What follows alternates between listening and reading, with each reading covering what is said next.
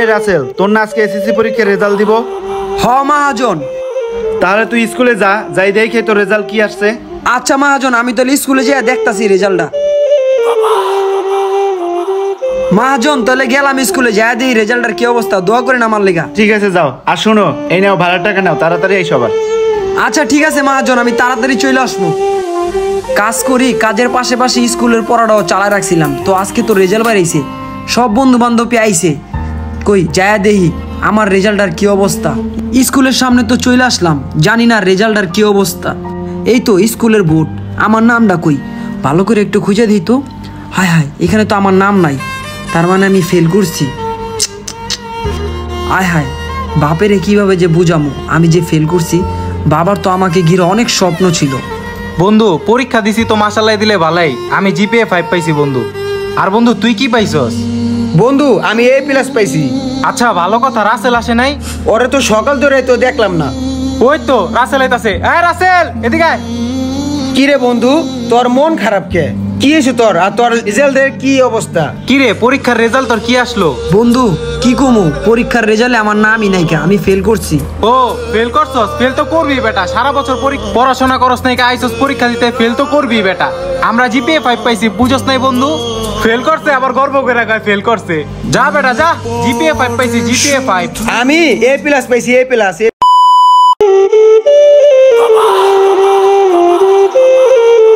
বাবার কত স্বপ্ন ছিল আমাকে ঘিরা, আমি পরীক্ষায় পাশ করুম, ভালো একটা চাকরি করুম। এভাবে করে যে আমার বাবার স্বপ্নটা পূরণ হবে না, সেটা বুঝতেই পারলাম না। বাবাকে যে কিভাবে বলবো আমি পরীক্ষায় ফেল করছি। ছোটবেলায় মা মারা যাওয়ার পরে বাবার আমাকে ঘিরে অনেক স্বপ্ন ছিল, আজকে বাবার এই স্বপ্নটাও ভাঙা গেল গা, আমি ফেল করছি। এই তো আমার ছেলেটা এখানে বসে আছে, আর দুপুরে খাইতেও গেল না ও। কিরে বাবা রাসেল, তুই এখানে একা মন খারাপ করে বসে আছো, কি হয়েছে তোর? দুপুর বেলা তো ভাত খাইতেও গেলি না বাসায়, এনে মন খারাপ করে বসে থাকলে হইব? কি হয়েছে তোর, ক আমারে। বাবা তুমি এই অসুস্থ শরীরে এখানে চলে আসছো, আমি যাইতাম একটু পরে বাসায়। আর হচ্ছে বাবা, আজকে তো স্কুলের রেজাল্ট দিছে, এসএসসি পরীক্ষার রেজাল্ট যে দিছে বাবা, আমি তো পরীক্ষায় ফেল করছি। আর বাবা তোমার তো অনেক ইচ্ছা ছিল আমাকে ঘিরা, আমি পড়াশোনা কইরা ভালো রেজাল্ট কইরা ভালো একটা অফিসারের চাকরি নেবো, কিন্তু বাবা আমি তো পরীক্ষায় ফেল করে ফেলাইছি। বাবা তোমার স্বপ্ন মনে হয় বাবা আমি পূরণ করতে পারলাম না। বাবা তোমার স্বপ্ন ছিল বাবা, পূরণ করতে পারলাম না, আমি পরীক্ষায় ফেল করে ফেলাইছি। বাবা ঠিক আছে বাবা, সমস্যা নাই, পরীক্ষার সময় তুই অনেক অসুস্থ ছিলি, ভালো করে পড়তে পারো নাই, সমস্যা নাই। এবছর ফেল করছো, সামনের বছর ভালো করে পড়ে পরীক্ষা দিবি। তাছাড়া আমি অসুস্থ হওয়ার পর তুই সংসারে হাল ধরছো, পড়াশোনার পাশাপাশি তুই একটা চাকরি করো, তার ভিতরে ছোটবেলায় তোর মাটাও মারা গেল।